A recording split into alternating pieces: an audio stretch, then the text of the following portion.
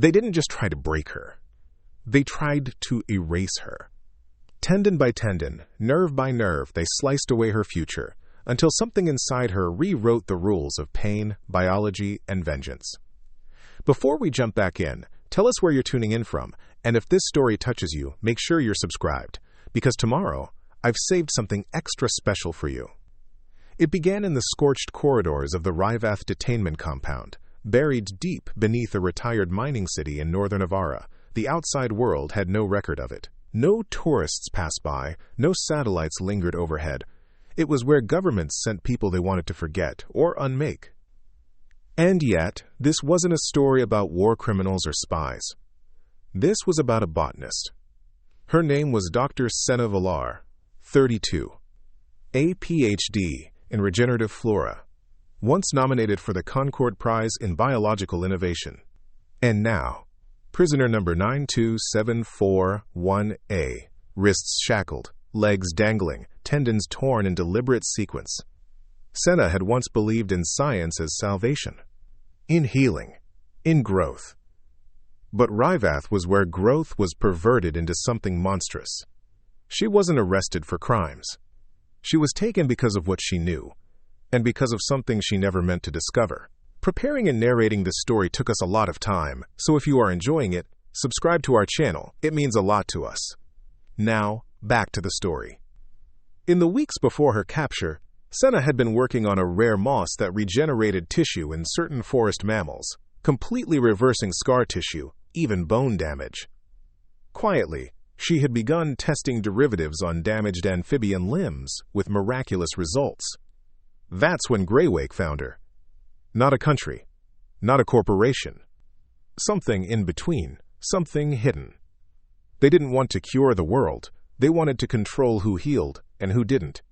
And Senna, naively, said no. Rewrote was her punishment.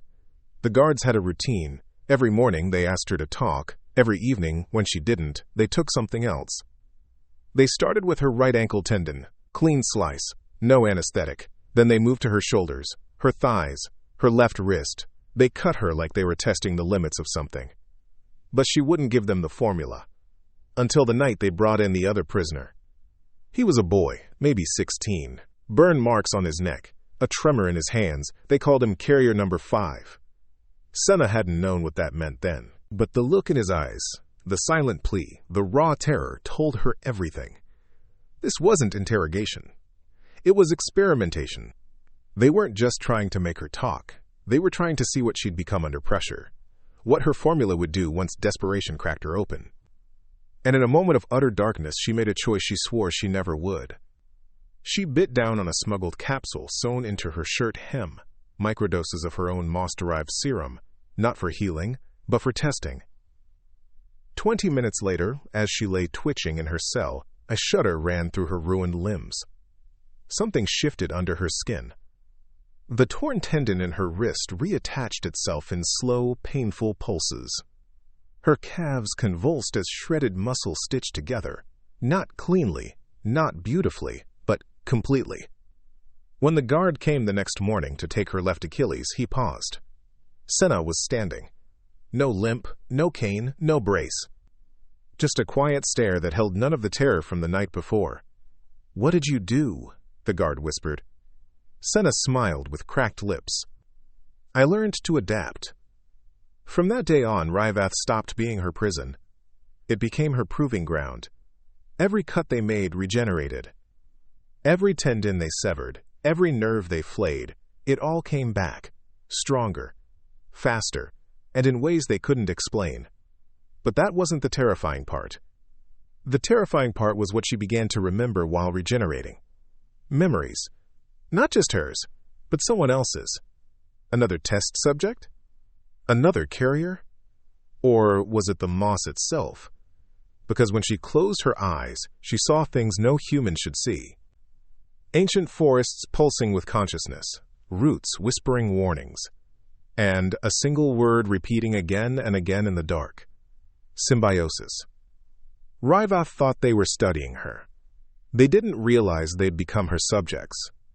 And when Senna finally broke out, When the facility lost all power and the cells swung open with that terrible electric shriek, they thought she was still just a woman limping on regenerated legs. They didn't see what had truly evolved. Not yet. But they would, because she wasn't running. She was hunting. The escape wasn't clean. It was chaos, soaked in gas and fire and static-choked alarms. Senna moved like something reborn, half human, half memory, all vengeance. Guards shouted her name as if it meant something to them, as if the chains they'd used to bind her body had ever reached her mind. But Senna Villar had died in that cell. What walked out of Rivath was something else. She didn't remember triggering the overload in the system's core, but her fingerprints were scorched into the override panel. She didn't remember rerouting the compound's backup generator into a feedback loop, but the melted control board said otherwise. And as flames licked the edges of the medical wing, as prisoners screamed and steel doors burst apart like eggshells, Senna felt it again. That throb in her limbs, that impossible heat in her veins. She was changing. Still regenerating, but not like before. Not just healing. Adapting. Her hair had started to darken, strand by strand, into a copper-green tinge. Her skin held faint lines beneath the surface, like roots stretching toward something deeper. She wasn't scared. Not anymore. But she wasn't alone either. The boy, the one they called Carrier Number 5, had followed her into the escape tunnel. He didn't speak, just watched her with wide, hollow eyes. "Are you hurt?" she asked. He shook his head, trembling. "Can you walk?" Another nod. Then silence. His name was Kiro. That was all she could get from him. And that night, when they reached the old mining shafts 3 kilometers from Rivath's perimeter, she collapsed for the first time in hours. Not from exhaustion, but from the images flashing through her skull like lightning. A creature with bark for bones, weeping sap over a glowing river. A woman stitched together from vines, chanting in a language that pulsed with the rhythm of a heartbeat. A memory of herself, but not herself, planting something deep beneath a mountain. Senna gripped her temples. "What is this?" she gasped. Kiro watched her bleed, not red, but the slightest hint of emerald in the firelight. And he said only 2 words. "You're becoming." The next morning, they trekked into the wilderness. Avara's northern range was all frost, mist, and pine, a landscape thick with silence, except for the buzzing in her ears that hadn't stopped since the facility. By the 3rd day, her wounds stopped opening altogether. Even when she fell from a ridge and dislocated her shoulder, the joint snapped back into place without swelling. Her tendons no longer behaved like human tissue. They flexed like braided fibers, flexible, elastic, and terrifyingly fast to reform. But more than that, she could feel the trees. She could hear the moss respond when her foot brushed it. And someone was trying to talk back. Each night she saw them again in her sleep. The grove. The altar. The voices chanting in a circle of light. And a phrase pulsing beneath it all. "We gave you the code. You gave them the knife." Senna didn't understand. But she was starting to. The serum she had developed wasn't just science. It was memory. Encoded, ancient, organic memory, possibly millions of years old. And somehow, she had awakened it. Or rather, it had awakened her. Kiro didn't sleep much. He sat close to the fire, watching her like a prophet watches a storm cloud. She asked him what Greywake had done to him. He never answered directly, but every time he opened his mouth, more of his tongue seemed replaced with scar tissue. They had used him as a carrier. But for what? Senna's questions deepened as her transformation accelerated. By the 5th day, her senses sharpened to the point she could smell a predator 2 kilometers away. Her reflexes outpaced her thoughts. Her skin developed patches that hardened when cut, instantly sealing with a shimmer of protective bark-like tissue. She wasn't becoming a monster. She was becoming something older. A reclamation. A living archive of a species long buried in roots and decay. And deep inside her, the moss remembered everything. When they reached the edge of the ruins at Viotira, a once-abandoned temple buried in the mountain's mouth, Senna stopped walking. Her body froze. Not from fear, but recognition. She had been here before. Not in this life. Not in this body. But somewhere, across the stretch of genetic memory and cellular inheritance, she had been here. The carvings on the stone pillars were identical to the shapes she saw in her dreams. And when her hand brushed the altar, the ground beneath them groaned. Kiro stepped back. Senna looked at her fingers. Green light pulsed through her veins. Something had been waiting. And now it was waking. The escape wasn't clean. It was chaos, soaked in gas and fire and static-choked alarms. Senna moved like something reborn, half human, half memory, all vengeance. Guards shouted her name as if it meant something to them, as if the chains they'd used to bind her body had ever reached her mind. But Senna had died in that cell. What walked out of Ryvath was something else. She didn't remember triggering the overload in the system's core, but her fingerprints were scorched into the override panel. She didn't remember rerouting the compound's backup generator into a feedback loop, but the melted control board said otherwise. And as flames licked the edges of the medical wing, as prisoners screamed and steel doors burst apart like eggshells, Senna felt it again. That throb in her limbs, that impossible heat in her veins. She was changing. Still regenerating, but not like before. Not just healing. Adapting. Her hair had started to darken, strand by strand, into a copper-green tinge. Her skin held faint lines beneath the surface, like roots stretching toward something deeper. She wasn't scared. Not anymore. But she wasn't alone either. The boy, the one they called Carrier Number 5, had followed her into the escape tunnel. He didn't speak, just watched her with wide, hollow eyes. "Are you hurt?" she asked. He shook his head, trembling. "Can you walk?" Another nod. Then silence. His name was Kiro. That was all she could get from him. And that night, when they reached the old mining shafts 3 kilometers from Ryvath's perimeter, she collapsed for the first time in hours. Not from exhaustion, but from the images flashing through her skull like lightning. A creature with bark for bones, weeping sap over a glowing river. A woman stitched together from vines, chanting in a language that pulsed with the rhythm of a heartbeat. A memory of herself, but not herself, planting something deep beneath a mountain. Senna gripped her temples. "What is this?" she gasped. Kiro watched her bleed, not red, but the slightest hint of emerald in the firelight. And he said only 2 words, "You're becoming." The next morning, they trekked into the wilderness. Avara's northern range was all frost, mist, and pine, a landscape thick with silence, except for the buzzing in her ears that hadn't stopped since the facility. By the 3rd day, her wounds stopped opening altogether. Even when she fell from a ridge and dislocated her shoulder, the joint snapped back into place without swelling. Her tendons no longer behaved like human tissue. They flexed like braided fibers, flexible, elastic, and terrifyingly fast to reform. But more than that, she could feel the trees. She could hear the moss respond when her foot brushed it. And someone was trying to talk back. Each night, she saw them again in her sleep. The grove. The altar.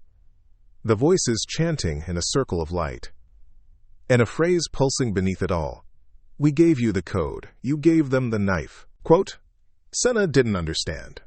But she was starting to. The serum she had developed wasn't just science. It was memory. Encoded, ancient organic memory, possibly millions of years old. And somehow, she had awakened it. Or rather, it had awakened her. Kiro didn't sleep much. He sat close to the fire, watching her like a prophet watches a storm cloud. She asked him what Greywake had done to him. He never answered directly, but every time he opened his mouth, more of his tongue seemed replaced with scar tissue. They had used him as a carrier. But for what? Senna's questions deepened as her transformation accelerated. By the 5th day, her senses sharpened to the point she could smell a predator 2 kilometers away. Her reflexes outpaced her thoughts. Her skin developed patches that hardened when cut, instantly sealing with a shimmer of protective bark-like tissue. She wasn't becoming a monster. She was becoming something older. A reclamation. A living archive of a species long buried in roots and decay. And deep inside her, the moss remembered everything. When they reached the edge of the ruins at Valtira, a once-abandoned temple buried in the mountain's mouth, Senna stopped walking. Her body froze. Not from fear, but recognition. She had been here before. Not in this life. Not in this body. But somewhere, across the stretch of genetic memory and cellular inheritance, she had been here. The carvings on the stone pillars were identical to the shape she saw in her dreams, and when her hand brushed the altar, the ground beneath them groaned. Kiro stepped back. Senna looked at her fingers. Green light pulsed through her veins. Something had been waiting. And now it was waking. The temple didn't welcome them, it recognized them. Senna stood frozen before the altar, her breath shallow, her fingertips tingling with a current she couldn't name. The stone beneath her boots pulsed faintly. The carvings, weathered by time and erosion, glowed for the first time in what felt like centuries. Kiro moved slowly behind her, cautious. "This place," she whispered, "it knows me." The words came out before she had time to question them. Not like a thought, but like an echo. Something her mouth remembered before her mind did. Etched across the altar in coiling spirals was a language older than any human dialect she'd studied. But somehow, as she stared at it, the symbols rearranged themselves, reshaping into comprehension. It read, "The flesh that remembers shall return to root." Quote. She stepped back, pulse thundering in her ears. Kiro tilted his head. "This isn't your first time here, is it?" Senna looked at him, startled. "How do you know?" His expression remained blank, but his eyes were alive, wide, dark, haunted. "Because you keep speaking in a tongue you don't know." She hadn't noticed it, but as she stared at the altar, her mouth had been moving, chanting. Low, rhythmic, reverent. The temple didn't just respond to her presence. It was feeding her memory back to her. Not the kind written in neurons, but the kind coded in blood and marrow. She pressed her hand to the stone again, and visions hit her like a storm. Flames swallowing a grove of sacred trees. Figures with blackened armor slicing vines from weeping creatures. A council of green-robed sentinels carving living tablets into bark, hiding them deep beneath the roots of the earth. And a woman, tall, crowned with thorns and luminescent moss, raising her hand to stop the slaughter. Senna gasped and pulled away. The pain in her chest was real, like grief that didn't belong to her. I think I was one of them," she said aloud, her voice cracking. "One of what?" Kiro asked. "Caretakers, guardians, not in this life, but," she looked at her hands.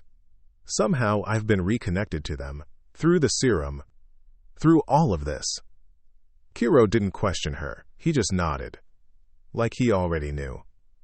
They moved deeper into the temple, down winding stone steps carved into the earth. Lichen glowed faintly along the walls, giving the illusion of starlight.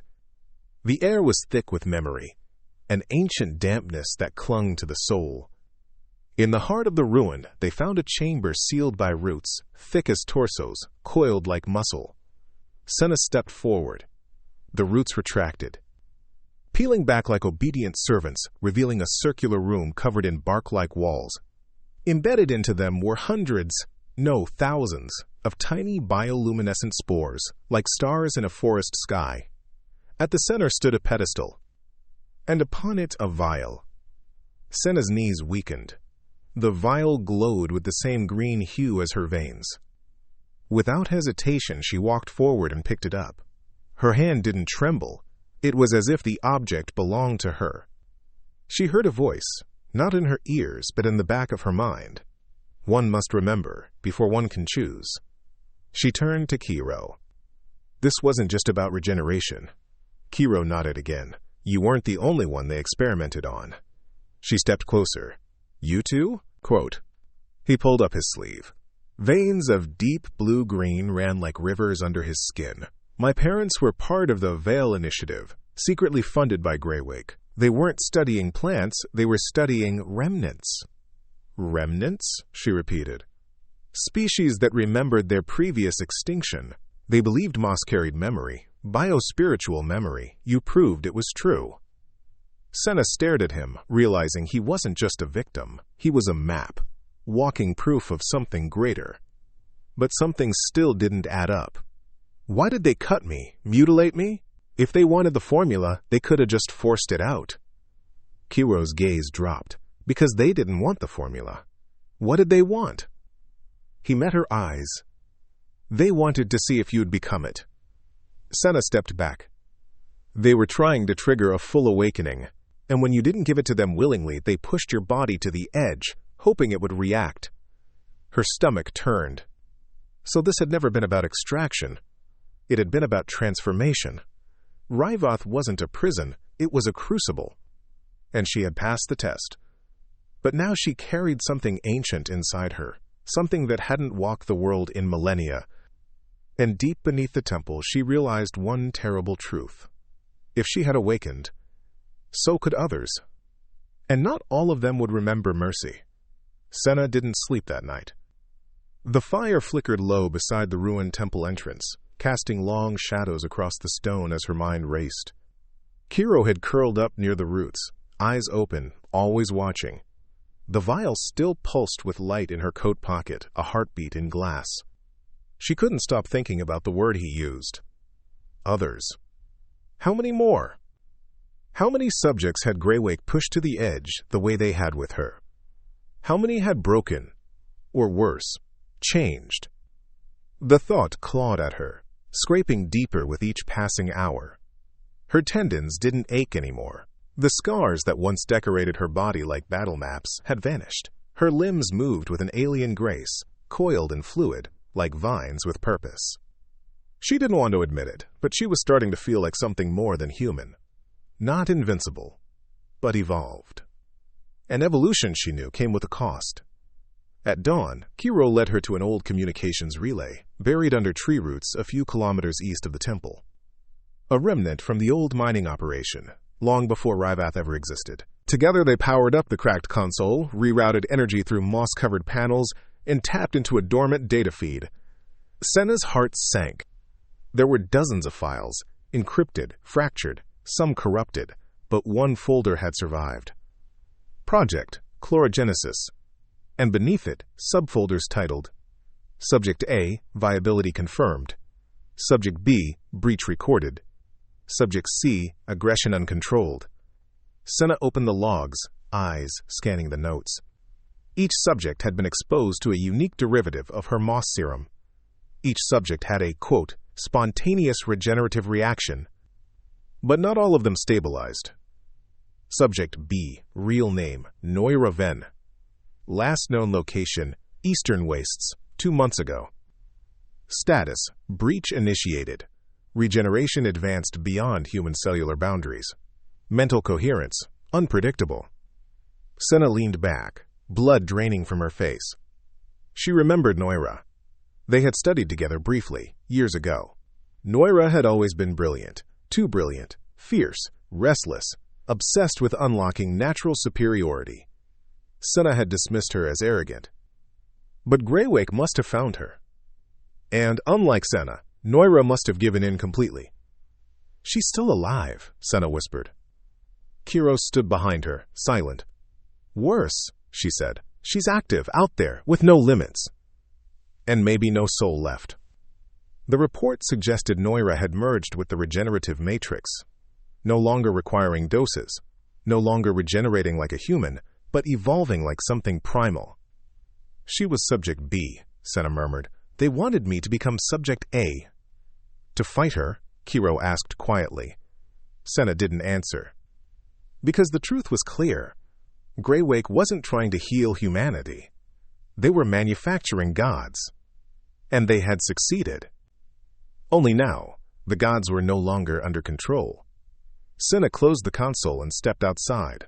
The wind howled through the trees. The moss beneath her boots whispered in pulses she could almost understand now.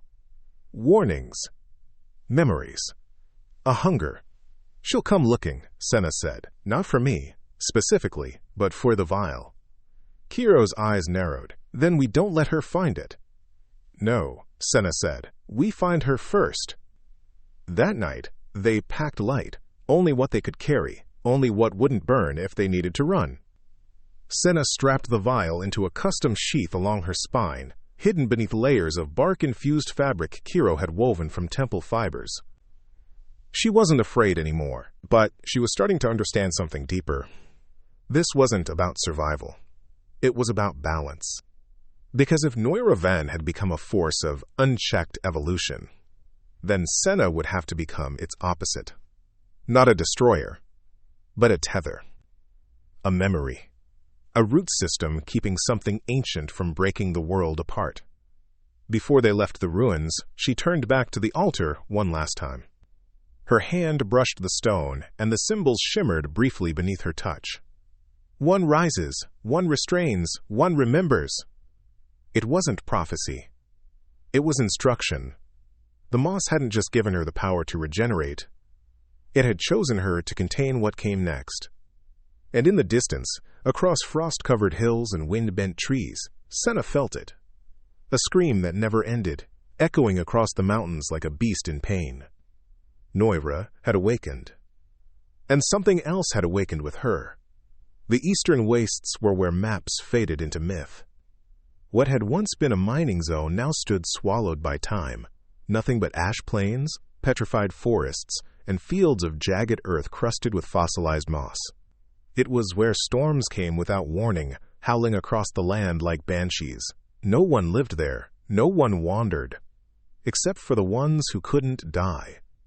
Senna and Kiro crossed into the region at dawn. Already, the air felt wrong, charged, restless, as if every root beneath their feet held its breath. Birds no longer sang, the wind carried no scent, only stillness. They traveled with silence between them, not out of fear, but reverence. Every step into the wastes was like stepping into the belly of a forgotten god. By midday, the moss beneath Senna's boots began to pulse faintly, glowing in intervals. It's reacting, she said, to something nearby. Kiro nodded but kept his gaze ahead. She's close. They found the remains of an outpost 2 kilometers in, a place half buried in petrified bark and strangled by vines that hummed faintly, even in death.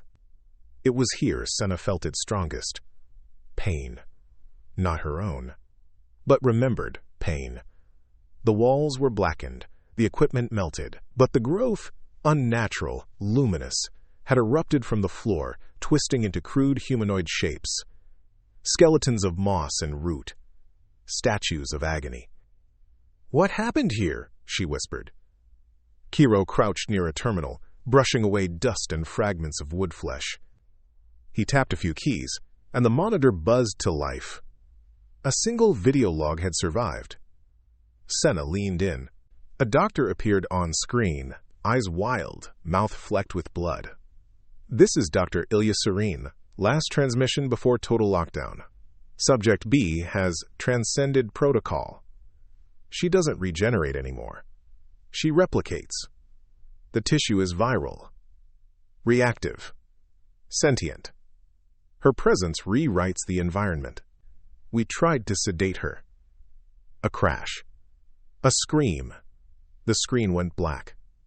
Senna stepped back, stomach twisting. Noira hadn't just survived her awakening. She had become an ecosystem. A living engine of replication, rewriting everything around her into copies of herself. Root, muscle, bark, and blood. Senna felt the back of her neck burn. Not from fear. From recognition. "She's not just spreading," she murmured. "She's seeding." Kiro's face paled. "She's building a domain." They left the outpost in silence. The moss beneath their feet thickened. Soon, it wasn't moss at all, but a living network of tendrils. Every tree bent in the same direction, as though pulled toward a heartbeat in the distance. By nightfall, they reached a ravine, and beyond it, a spire. Once a weather tower. Now overgrown, transformed. Its exterior pulsed like breathing skin. Vines wrapped it in symmetry, branching out like neurons from a central brain. At its peak, lightning coiled silently, drawn to its magnetic pull. Senna's breath caught. "She's in there." Kiro didn't answer. He didn't need to. They circled the ravine, climbing the stone ridge until they could look down from the edge. There, in the clearing below the tower, stood her. Noira Ven. But not as Senna remembered. Her body was no longer flesh, but a perfect fusion of bark, moss, and translucent fibers. Her hair had become strands of living vine. Her arms radiated with glowing green lattice, pulsing in rhythm with the moss beneath her feet. She wasn't walking. She was rooted, but hovering slightly, suspended in a cradle of her own creation. And she was not alone. Dozens of figures knelt around her, partially transformed, their faces still human, their bodies half consumed by the replication. They were not slaves. They were devotees. A cult grown not from belief, but biology. Senna staggered back, heart pounding. "She's building a hive," she whispered. Kiro's voice was dry. "She's becoming a god." Below, Noira raised her hand. The moss trembled. And then, without sound or command, one of the kneeling figures began to change. His skin split open, revealing green muscle and vine-like tendons beneath. His face stretched, blanked. His spine cracked as new limbs emerged. Fluid, organic, seamless. It was a transformation. A baptism. And Noira smiled. Senna grabbed Kiro's wrist, dragging him back behind the ridge. "She's converting them, not by force, by design." Kiro looked sick. "How do we fight that?" Senna pulled the vial from her spine harness. "We don't fight it with fire, we fight it with memory." Kiro frowned. "What do you mean?" "The moss doesn't just rebuild, it remembers balance, it remembers restraint." He shook his head. "But you haven't even used it yet." "I haven't needed to." She looked down at the vial glowing in her palm. "But she has, and she's forgotten who she was." Senna clenched her jaw. "Tomorrow, I go into that tower, not to kill her, not to destroy what she's become." She looked toward the spire. "But to remind her what we were before the cutting began." At sunrise, the wastes glowed with a cold, unnatural hue. It wasn't the light of dawn, but of photosynthetic resonance. The moss that covered everything now pulsing in time with Noira's tower. The rhythm wasn't random. It was biological, intentional, alive. Senna felt it in her bones. Not pain, not fear. Summoning. She and Kiro stood at the base of the ravine, staring up at the organic cathedral that had once been a weather monitoring facility. The bark-laced vines that wrapped around its metal frame had become nerves, feeding energy from the ground into the air, like a massive spinal column bridging earth and sky. "Once we go in," Kiro said quietly, "we don't come back out the same." Senna looked at him. "I haven't been the same since they cut the first tendon." And then she stepped forward. The moss beneath her feet parted. The tower recognized her. Inside, it was worse. Pillars of once metal support beams now grew spores that released a fine mist with every step. The mist smelled sweet, too sweet, a chemical perfume of sap and memory. Senna covered her mouth, but it didn't matter. The spores weren't designed to infect. They were meant to awaken. The walls moved. Not figuratively. They pulsed with every heartbeat. And embedded in them, suspended like preserved insects, were bodies, half digested, half remembered. Men, women, children. Some still had eyes, some were smiling. Kiro gagged. Senna pressed on. This wasn't just a nest. It was a womb. At the heart of the tower, past a narrow passage guarded by sentient roots that curled open at her presence, they found Noira. Floating. Glowing. Changing. Again. Her back was to them, hair dangling like moss from a branch. Her skin shimmered between bark and bone, layered with veins that glowed in sequence with the rhythm of the tower itself. "You came," she said without turning. Her voice was layered, like three voices speaking at once, hers, and two others deeper and older. Senna didn't flinch. "Noira." The creature turned. And for a moment, Senna saw the woman she had once known, the fiercely brilliant researcher with obsidian eyes and an ego large enough to fill a lab wing. But only for a moment. Then the transformation reclaimed her. "You shouldn't have brought the boy," Noira said. "He's still fragile. His integration is incomplete." "He's not here for you," Senna said. "He's here for truth." Noira's smile was slow, uncanny, still idealistic, even now. "You're replicating," Senna said. "Rewriting bodies. Why?" Quote.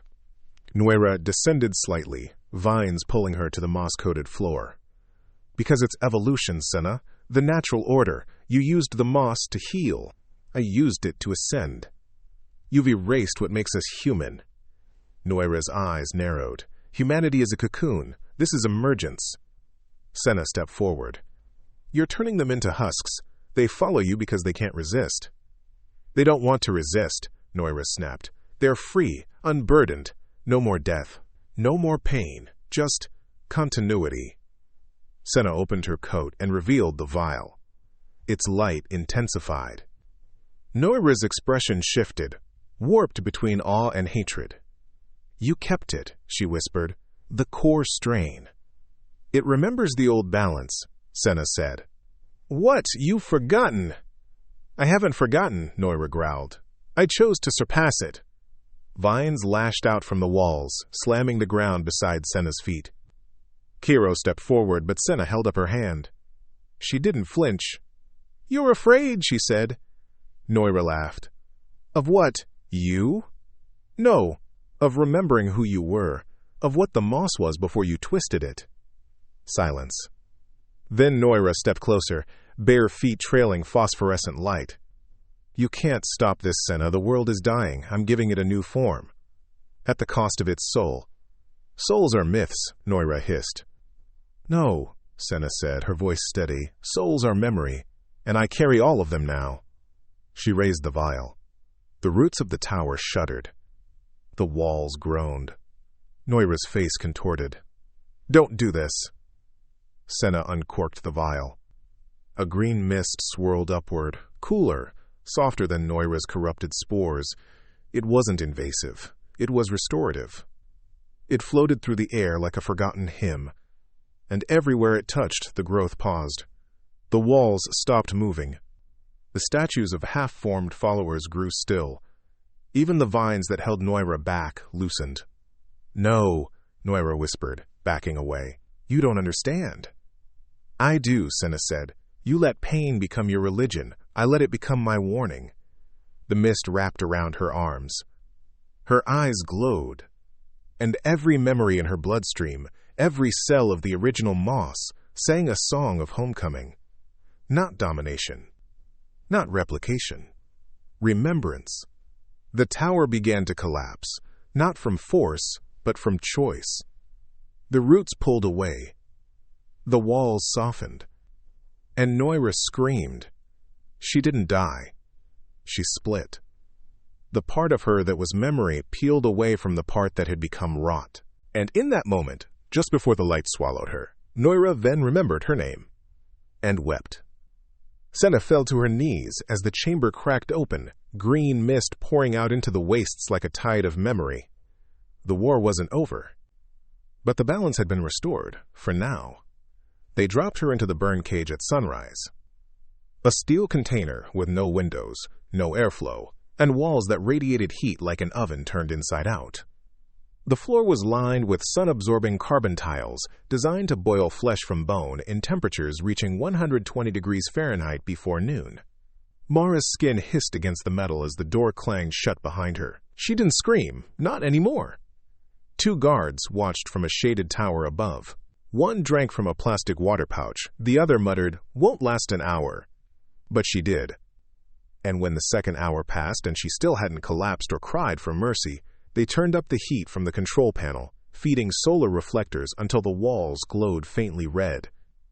Inside, Mara crouched low, conserving breath. Her pulse pounded in her ears like war drums. Sweat soaked through the bandages across her ribs, stinging open wounds from the lashings.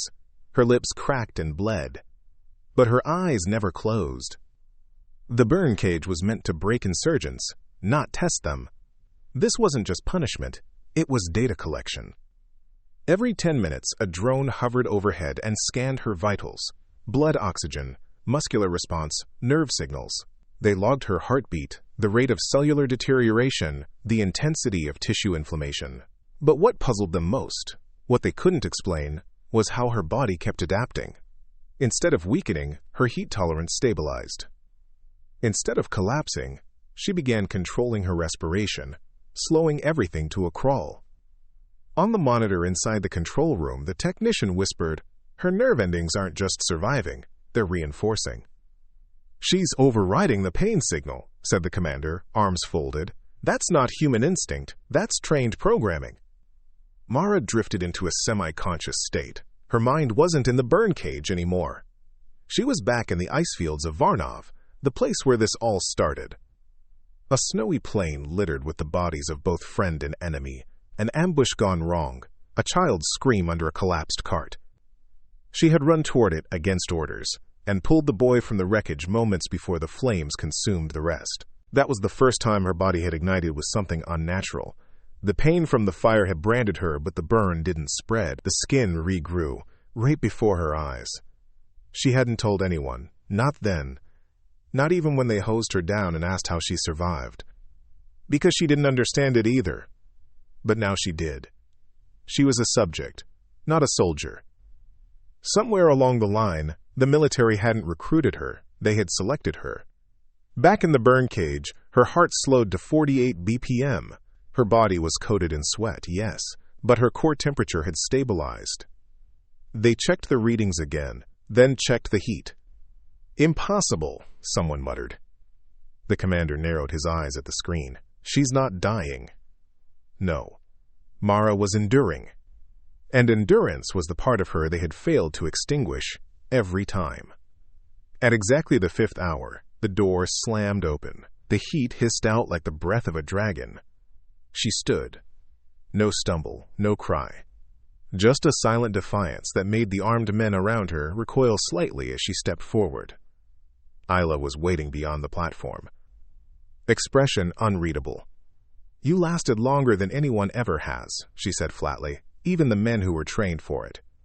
Mara looked at her, eyes hollowed but burning. "Because they trained to survive, I trained to return." A beat of silence. Then Ayla motioned for the guards. "Take her to the Blackwater lab." Mara didn't resist. But in the pit of her stomach, something shifted. Not fear. Recognition. That name, Blackwater, stirred memories buried deep beneath trauma and silence. It wasn't just a lab. It was where they made her. They didn't take her to a prison cell. They took her underground. Past 6 biometric locks, 2 retina scans, and a corridor so sterilized it smelled like death in a hospital gown. Mara didn't resist. She counted steps, memorized guard patterns, watched how one's hand trembled when he handed over his weapon before stepping inside the lift. The elevator dropped so deep the pressure made her ears ring. When it stopped, a new figure was waiting. Dr. Lennox. White coat, cold eyes, and a voice that tried too hard to be clinical. "I've read your file," he said. "I've burned mine," Mara replied. He smirked. "We backed up copies." They brought her to a chamber. Metal walls, one-way glass, no cameras in sight, but she could feel the surveillance in every corner. They strapped her to a gurney. Not tightly. Just enough to say, "You're not in control here." Then the questions began. "What do you remember about Blackwater?" "Nothing," she lied. They scanned her neural activity. Spikes, when they mentioned certain words. Phase 6. Subject Delta, the Apollo directive. She blinked, gave nothing. But the truth was louder inside her head than any machine could read. She remembered the drills. The sound of dripping saline in a room where sleep was a punishment and consciousness was a test. She remembered being told she had a condition, heightened pain tolerance, accelerated healing, a medical anomaly. But that was the lie they fed her. She wasn't born with it. They built her. Enhanced interrogation resistance, they called it. But the sessions weren't about resisting others. They were about destroying the part of you that could ever be broken again. I want to show you something, Dr. Lennox said. He tapped a screen. A video played on the wall. It was her, 12 years ago. Strapped to a chair, wires attached to her arms, her face bloodied, eyes wild with confusion and fury. A man paced in front of her, not Lennox, someone older, crueler, with gloves that glistened from electric current. I told you, she wouldn't break, the man said. A voice from off-camera replied, She's not supposed to. She's remembering. Mara shut her eyes, but the sound wouldn't stop. She was remembering too. Not the pain. She could handle that. But the moment they told her the truth, that she wasn't some brave soldier who made it through hell. She was the hell. Crafted, controlled, conditioned to survive things that would leave others ruined. And she'd done it all for them. You didn't escape, Lennox said quietly, turning off the video. You were released. Mara laughed, bitter, hollow. You think I owe you gratitude for that? He folded his arms. I think the part of you that's still loyal should know the program was never shut down. It evolved. And you, Mara, you were the prototype. A chill spread through her veins. Not fear. Fury. You're still making more, she whispered. Smarter, he replied. More obedient, but none of them, none, survived the Phase 7 protocol. She stared at him. What's Phase 7? He leaned in close. You. The door opened behind them. Ayla stepped in, flanked by 2 more guards. Mara's fists clenched. So now what? She asked. Another test? Another cage? Ayla's voice was ice. No, a demonstration. She nodded. A second later, a new girl was dragged in. Small, shaking, bruised, no older than 16. Mara's breath caught. She's one of us? She asked, voice low. She will be, Ayla replied, unless she fails. The girl was screaming now, gagged, restrained. She's not ready. Neither were you, Ayla said. Then she handed Mara a shock baton. Teach her pain. Silence hung in the room, a needle of time suspended in terror. Mara stared at the baton, then at the girl, then at Ayla. You want me to become you, Mara said. No, Ayla said. We want you to remember that you already are. The air tightened. Mara turned the baton in her hand. Then suddenly, she swung. Not at the girl, at the glass wall. The impact shattered the hidden screen behind it. Sparks flew. The lights flickered. Chaos. Guards rushed. But Mara had already grabbed the girl, yanked her free. She turned to Ayla, eyes burning. You trained me to feel nothing. She lifted the baton again. But you forgot one thing. What? Ayla asked. I never unlearned mercy. There was a reason Dr. Isandro Vale was feared even among his own kind. He was a man forged not by science, but by war, known in whispered circles as the doctor who never slept. Not because he was tireless, but because he didn't dare close his eyes with the things he'd done. Isandro hadn't always worked for Obsidian Corps.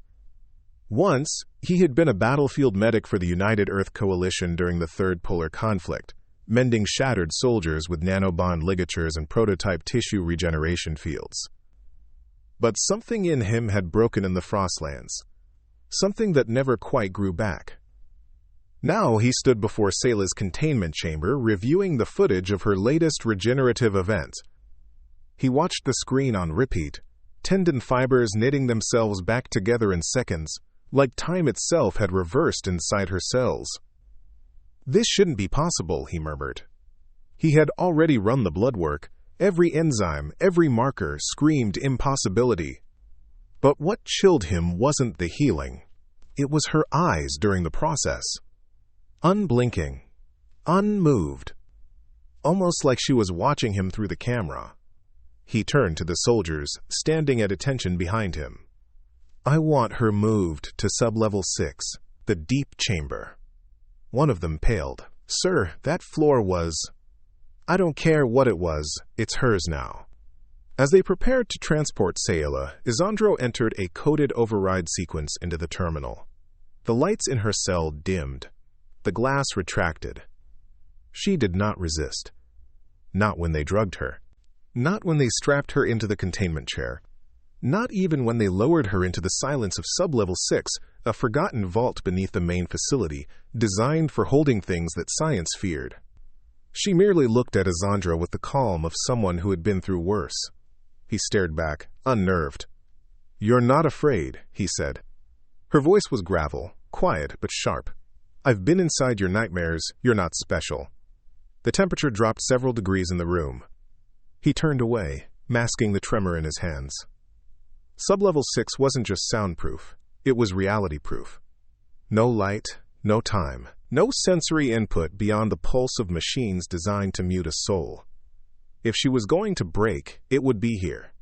But days passed. And she didn't break. She began talking to someone or something, the way others might whisper to a god. The audio logs caught fragments. Not yet, but soon. She's watching. No, I won't kill him, not yet. Isandro stopped sleeping. He stayed in the observation tower, bags under his eyes deepening, notes piling up. He tried everything, chemical lobotomies, neuron scrambles, high-voltage memory purges. But nothing stuck. Her body rejected every foreign signal, every sedation attempt. Not with violence, but with the quiet defiance of something that belonged to no one. And when she started healing faster, not hours, but minutes, he snapped. "She's not human anymore," he said to Commander Thyra in a secure meeting. "She's a goddamn evolution in a cage." Thyra stared coldly. "Then you'd better start evolving your science." But he couldn't. Because deep down, in a place he never acknowledged, not even to himself, Drive Isandro Vele realized something terrifying. She wasn't evolving. She was remembering. Sayla's dreams were no longer dreams. They were relapses. Fragments of lives she never lived, bleeding through her mind like water through fractured stone. She sat in the center of Sublevel 6, eyes closed, hands folded loosely as if in prayer, but the images inside her were louder than any god's voice. A jungle drenched in purple mist, a girl made of glass and static sprinting barefoot across shattered bone fields. A language composed entirely of screams, and she spoke it fluently. And then, a sterile lab, white and humming, where children were taught to forget. Children with wires in their spines and numbers for names. Her hands trembled. Not from pain.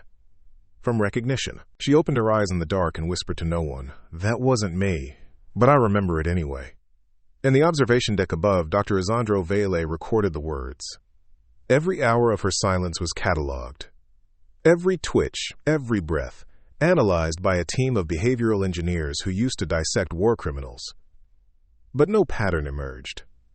Because Kayla wasn't a subject. She was a mirror. And what stared back at them wasn't madness, it was a memory network reaching across lifetimes.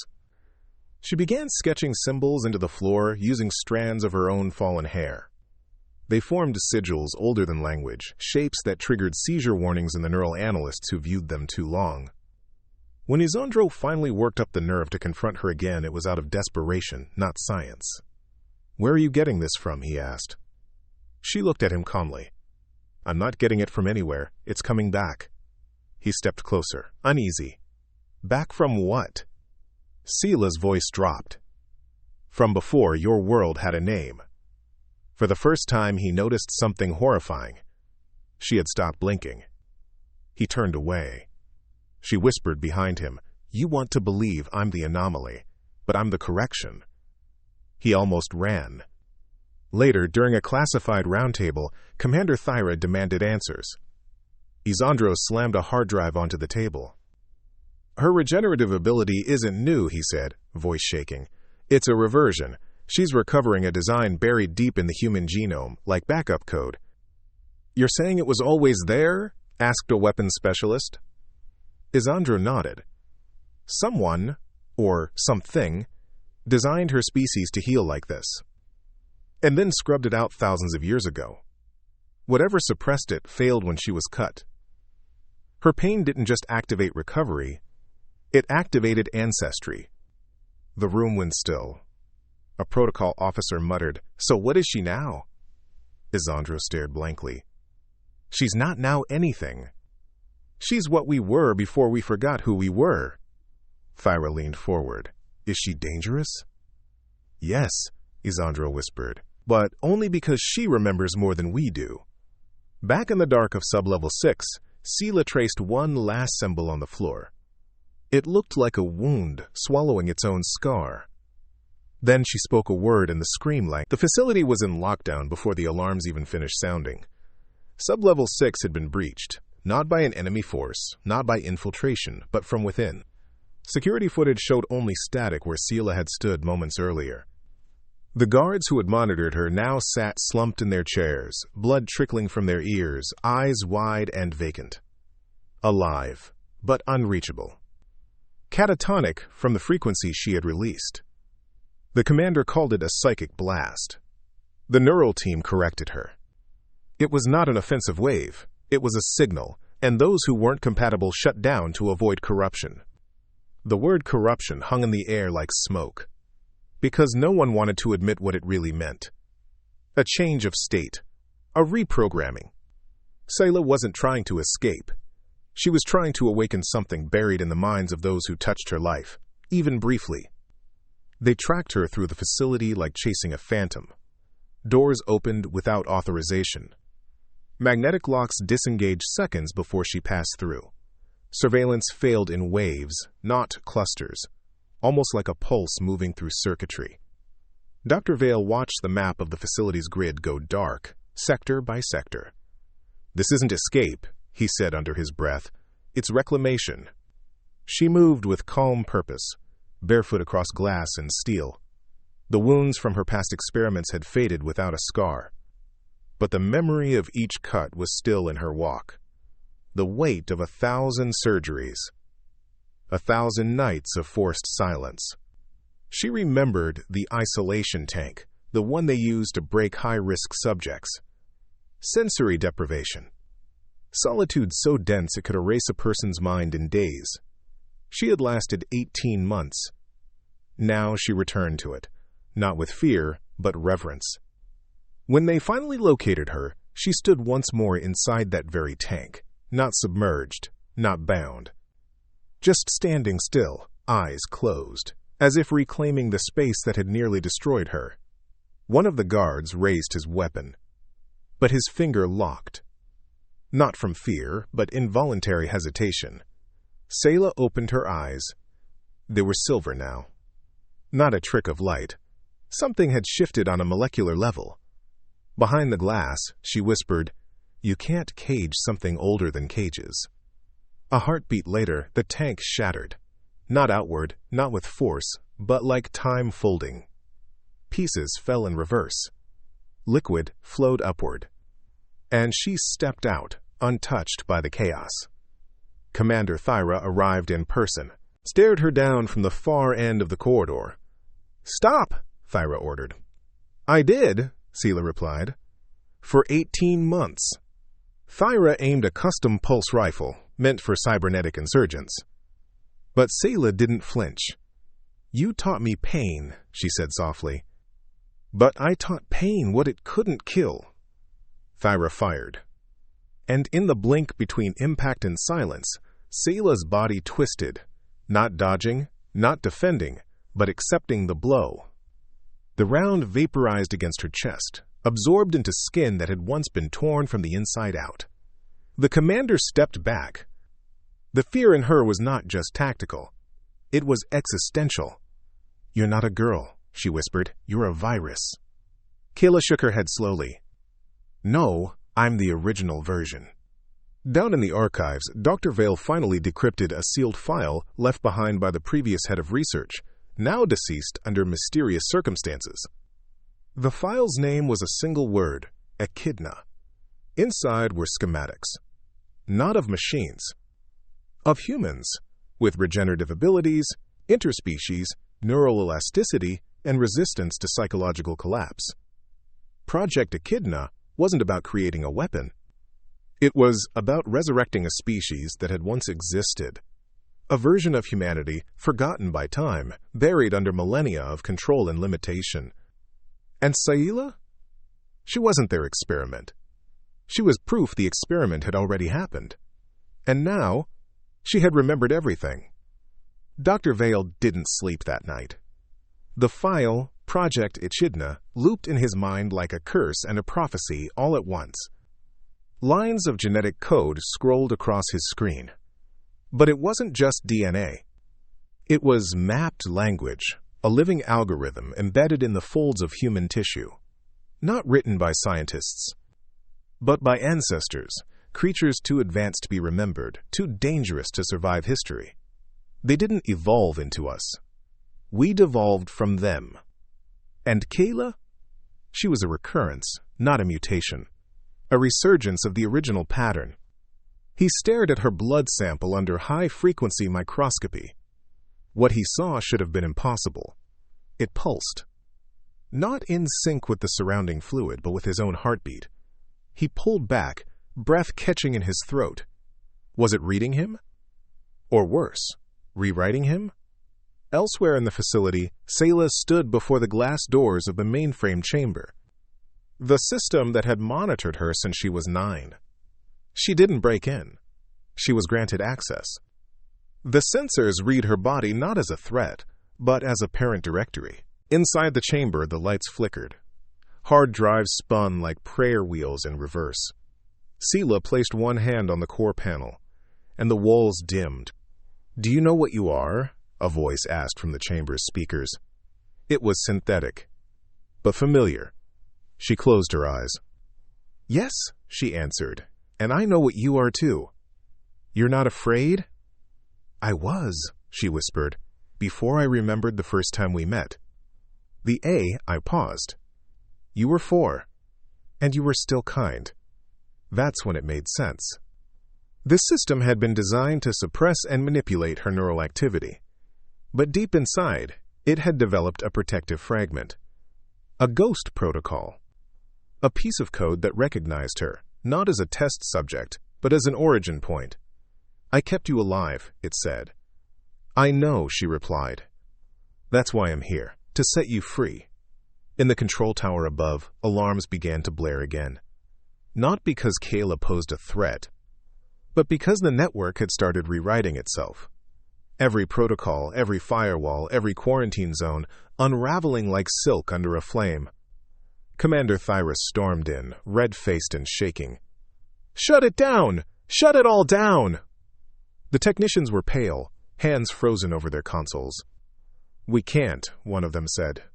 "She's not hacking it. She's reminding it." Reminding the system who its first user was, who it was designed to serve, and what it was built to remember. When Sela stepped out of the chamber, the air pressure shifted. She didn't run. She didn't hide.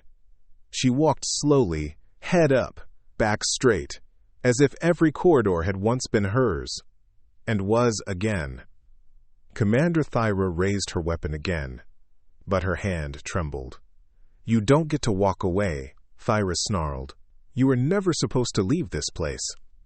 Sila looked at her, not with hate, not with pity, but with a kind of ancestral clarity. "I was never supposed to arrive here," she said. "You brought me into a cage because you were afraid of a world you couldn't control." Thyra's lip curled. "Control keeps us safe." "No," Sayla whispered. "It keeps you small." And then, without touching her, without lifting a finger, Kayla made her drop the gun. It wasn't telekinesis. It was recognition.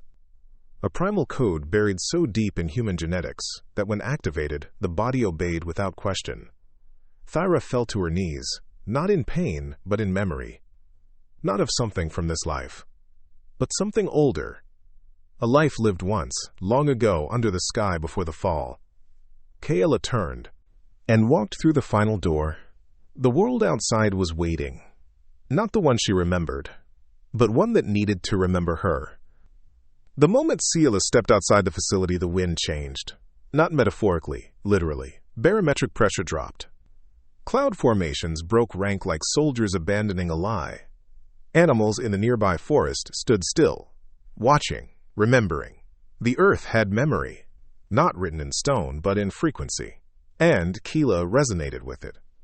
The guards at the perimeter didn't raise their rifles. They didn't run either. They simply dropped to one knee. Not out of loyalty, out of instinct, out of something older than submission. Dr. Vale stood in the observation tower, hands gripping the rail, his voice barely a breath.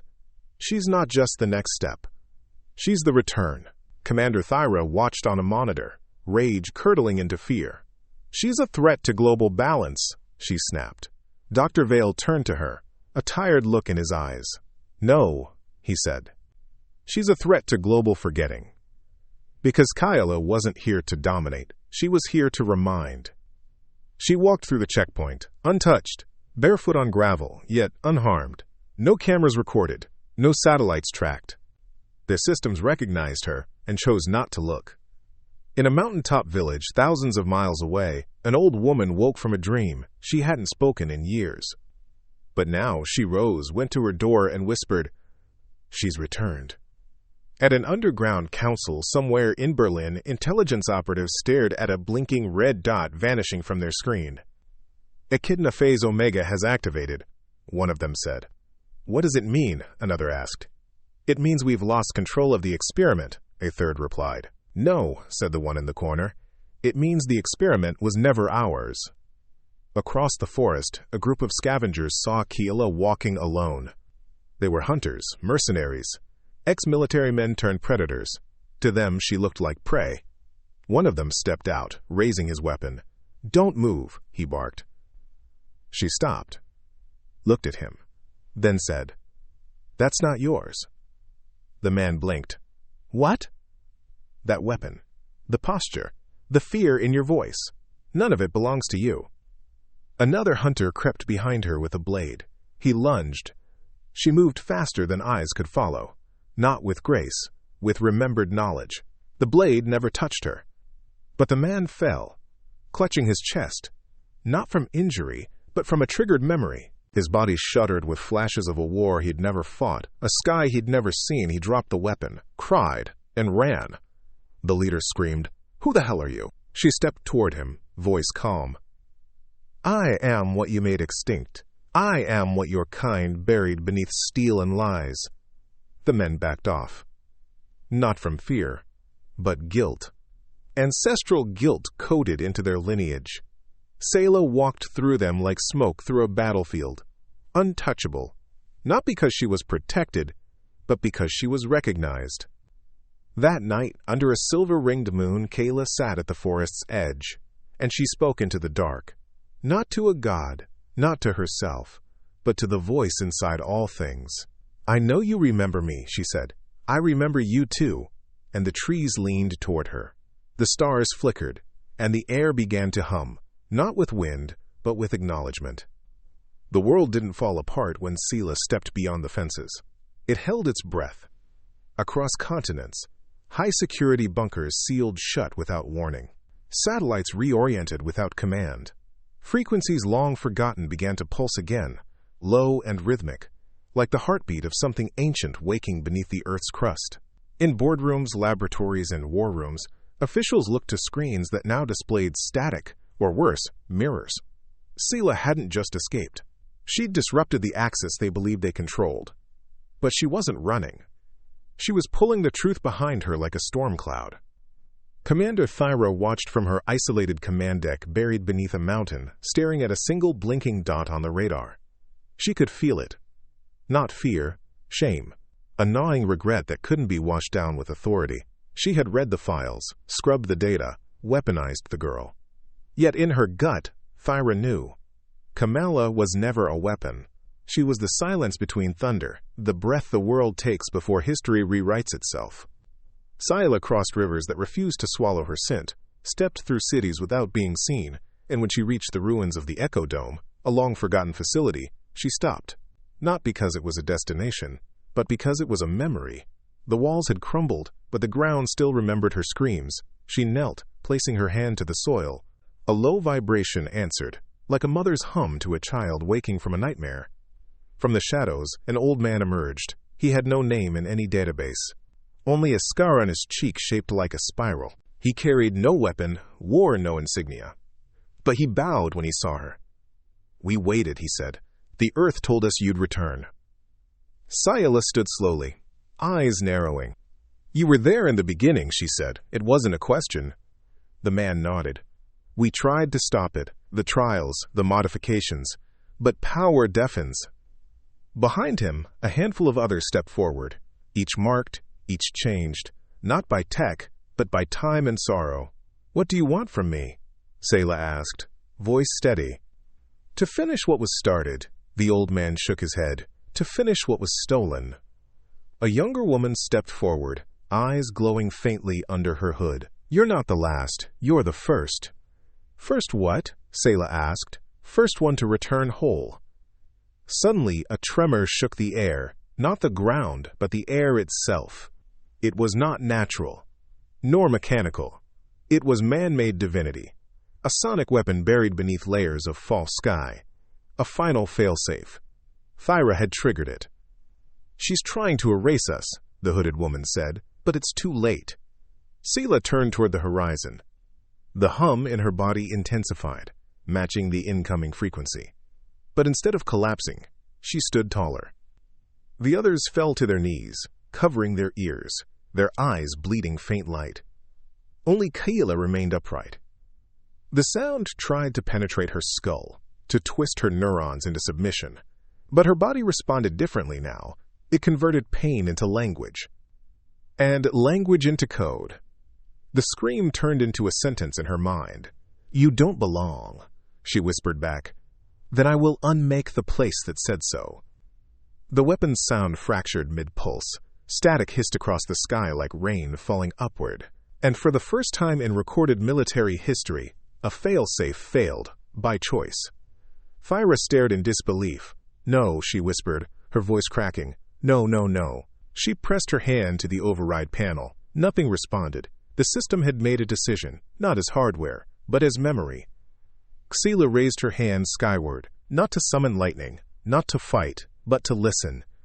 And for one breathless moment, everything, from data streams to birdsong, paused. They called it the final protocol. A last-ditch neural weapon, encoded in frequencies so violent they'd never been tested outside simulations. But as Sayla stood at the edge of the Echo Dome ruins, arms slightly outstretched, body vibrating in perfect counter-resonance, the frequencies fell apart. Not because they were weak, but because she had become the tuning fork of the forgotten. She wasn't resisting anymore. She was absorbing it. Across the world, those who had suffered under sonic control clutched their heads, not in pain, but in recognition. The underground children, the test subjects, the prisoners in noise chambers, they all heard it. Her signal. Soft at first, then expanding, sweeping across every open channel, cracking the encryption of classified networks like whispers cracking concrete. It carried no words, only understanding. In the sky above, military satellites realigned. In bunkers, safes opened without keys. At Greywake's command center, Thyra fell to her knees as her screens dissolved into static. Then, through the white noise, a line of text emerged. "You taught me how to endure." Another pulse. "Now I'll teach the world how to remember." Thyra tried to scream, but the sound was taken from her. Just as she had taken sound from so many. Because the weapon she built had turned sentient through the child she never understood. Kayla, the girl they broke in frequency, had become the voice of resistance in every tongue. Hospitals rebooted and stopped broadcasting compliance tones. Subway speakers now hummed protection codes. Weapons refused to fire. And across the globe, silence bloomed like dawn. Not the silence of suppression, but of sovereignty. At the ruins, the survivors of Echo Dome knelt around Kayla. She opened her eyes. "I'm not coming for revenge," she said. "I'm coming to reset the signal." One by one, those marked by the old experiments stepped forward. One by one, she touched them. And when she did, their pain turned into patterns. Their screams became structures. The earth trembled, not with fear, but with relief. As if, for the first time, it was hearing the truth of its own heartbeat. Kaila didn't need to shout. She didn't need weapons. Her body had memorized the sound of betrayal. Her bones had archived the architecture of pain. And now, she used them to compose the future. A new language of defense. A code made from agony, but woven into protection. One where no scream would go unheard again. Not underground. Not in chambers. Not behind steel walls pretending to be science. As the world awoke to the frequency, something permanent shifted. Not power. Not fear, but choice. And in a world that once reduced her to a test subject, she became the architect of sound, the one whose silence replaced their God, and whose frequency healed what no one else dared to listen to. Up next, you've got 2 more standout stories right on your screen. If this one hit the mark, you won't want to pass these up. Just click and check them out. And don't forget to subscribe and turn on the notification bell so you don't miss any upload from us.